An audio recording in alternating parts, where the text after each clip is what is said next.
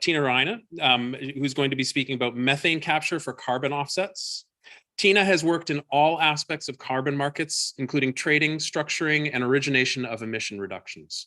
She was instrumental in creating the carbon trade desk for both JP Morgan and for Nextera Energy. She also created some of the first carbon offset bundled fuel products while at World Fuel Services, a commodity energy and logistics company. Tina is currently the CCO for carbon offsets for Zefiro Methane, a project developer of carbon offsets.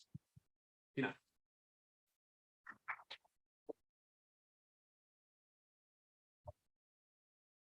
Thank you, David. And thank you, Peter. I'm delighted to be here today. Thanks so much. It's great to be back in person. Being in this room reminds me of all the innovation that's actually happening in the market. So it's really exciting. And I'm excited to talk about methane emissions because they're responsible for 25% of global heating today. And that number has been increasing significantly since 2007. Methane's been getting a lot of attention in the news, as I'm sure you've noticed, and it's because it's such a critical greenhouse gas that we need to address.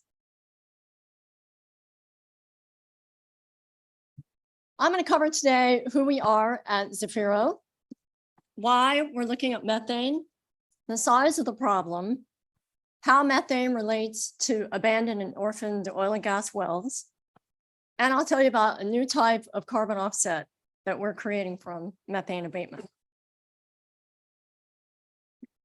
So we're a project developer creating carbon offsets by plugging wells. These are wells that have just been left and haven't been taken through the end-of-life services. Our team is based, part of the team is based here in New York, and the rest of us are primarily down in Florida. Obviously, I'm not from New York, bright orange jacket. I was walking here this morning and I'm like, oh, yeah, I'm going to be mugged. I'm obviously a tourist. Now, we've heard a little bit today about methane and the sources of methane. I wasn't sure how many people were going to speak about methane today, but I'll just remind you that methane emissions come from landfills, rotting waste, agricultural activities, in particular cattle. And the third sector is the oil and gas sector. And 40% of human-caused methane emissions come from this sector, particularly from E&P activities, exploration and production, and transportation. Methane is a very potent greenhouse gas. When averaged over 100 years, it is, which actually the reason we use 100 years is because that's what's used in the reporting inventories. Methane's global warming potential is 25 times greater than that of the equivalent mass of carbon. If you look at it from a standpoint of 20 years, its global warming potential is 84 times greater. Since methane is relatively short-lived in the atmosphere, taking action to reduce methane would dramatically slow the overall energy being absorbed. So if you think of it, methane emissions present both massive warming, but it also a golden opportunity to have an immediate impact on reducing emissions. We're seeing out in the field that 90% of the wells that are abandoned and orphaned are leaking methane. And we're also seeing that 20 to 30% of those, it's a big number, are registering significant leaks. Now, this is all new data, and we're gathering data as well. There have been some papers written on it, but they're finding that the methane leaks are much bigger than originally thought. How big is the problem? There are 2.3 to 4 million abandoned and orphan wells across the states. That means 280 to 420 million tons of CO2e. That's a lot. There's money being put toward this problem, but it's really a small amount compared to what's needed to address the problem. Now, I'm certainly not picking on oil and gas, don't get me wrong. That is part of the energy mix that we still need it's important, but we also need this sector to get on board with the cleanup of emissions.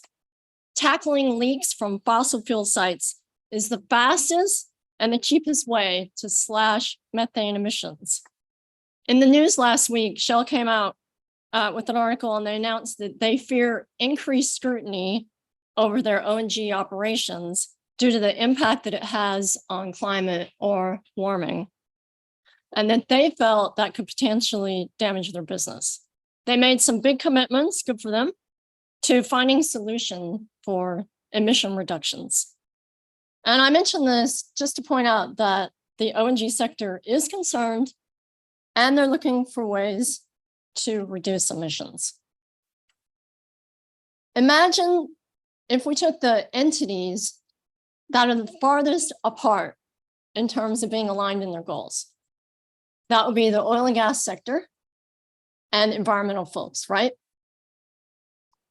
If we were able to get them in a room, two sides of the coin, and have conversations and find a middle ground to create solutions, that would be pretty awesome for the carbon markets, right?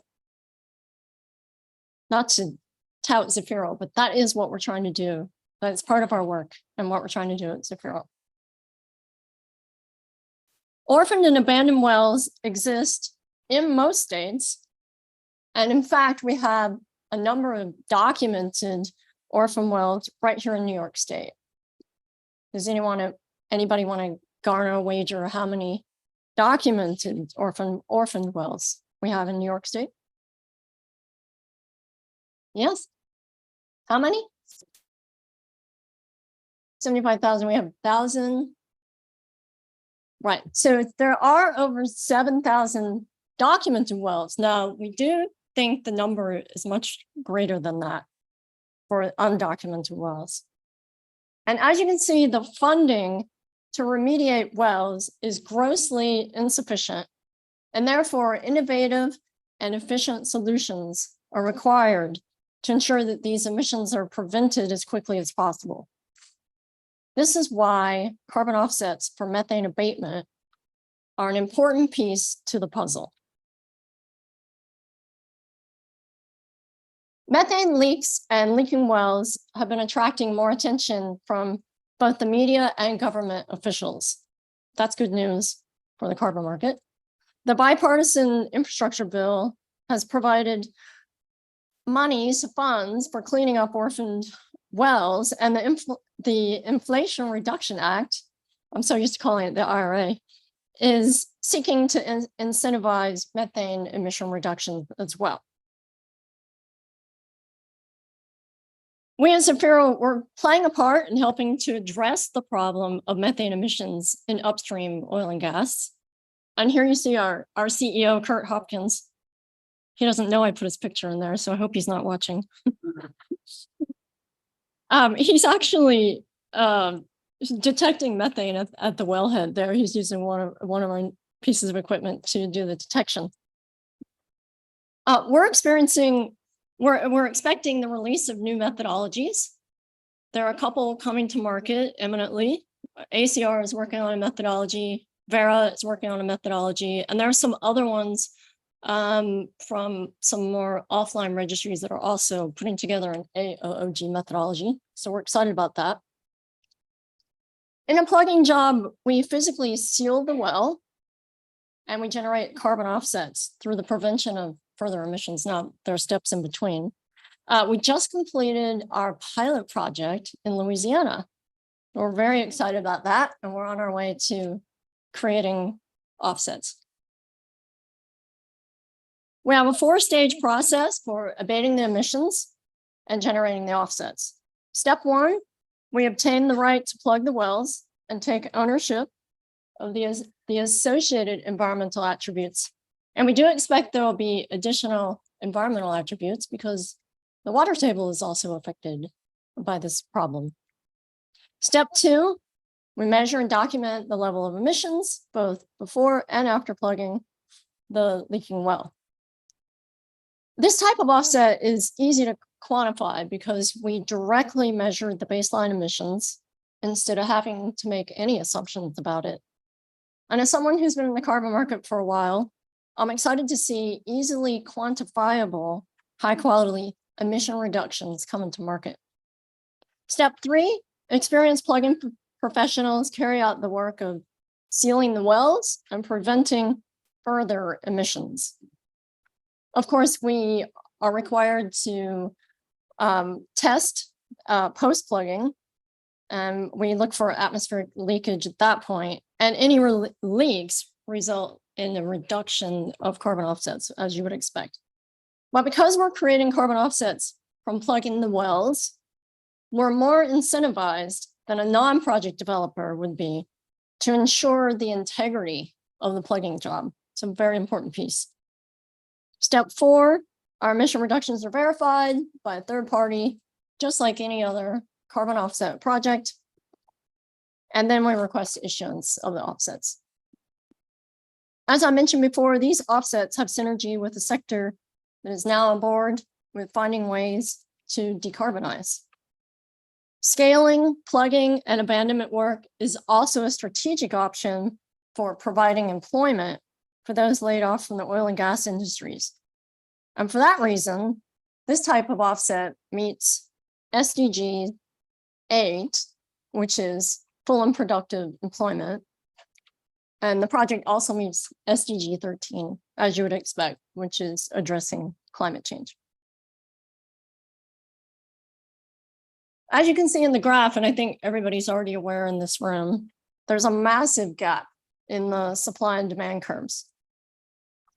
What's interesting is even last year, and certainly for the 5 years before that, there was a race to the bottom in terms of corporates buying offsets. Entities wanted the cheapest offset, and I see a few people shaking their head. They just wanted the cheapest offset so that they could market and say, oh, we bought X number of offsets, we spent X dollars on offsets. Now, corporates are requesting higher quality offsets. And this is great news for the carbon markets. And we hope to play a role in meeting the demand for high quality offsets. Emissions from orphaned and abandoned oil and gas wells are going to be a major topic in the ESG space in 2023. And we are proud to be establishing our voice in this space as we build our market presence. Thank you. Oh, and I just want to say, I'll take questions, but I think we have time for one or two. Also, if you put your business card in the bowl up here, you'll have a chance of winning this bottle of scotch. I drank some of it before I spoke, sorry. Questions for Tina at the back.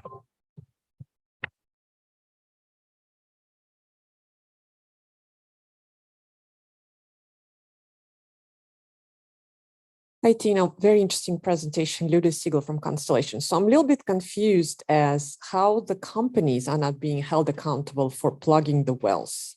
There is no such legislation that if you the well is depleted, you're supposed to plug it. So any information would be great on that. Yeah, thank you for that question. It's a great question. So abandoned wells are just left sitting, and there hasn't been regulation saying you have to plug this thus far. I do expect that there will be one day, and hopefully it will be enforced, but at the moment it's not. And the orphan well, which is even a worst case scenario, it's just left and they can't even identify the owner. So if you can't identify the owner, there's no responsible party for the well. So that's why we go in and do the end of life services on it. Thanks for that question. Yes, another one over here. The question was, who owned the wells originally? Now, operators originally owned the well, but you can't, yes, and sometimes state, but if you can't track it back, it truly is an orphaned situation. I can't help but asking a commodity question.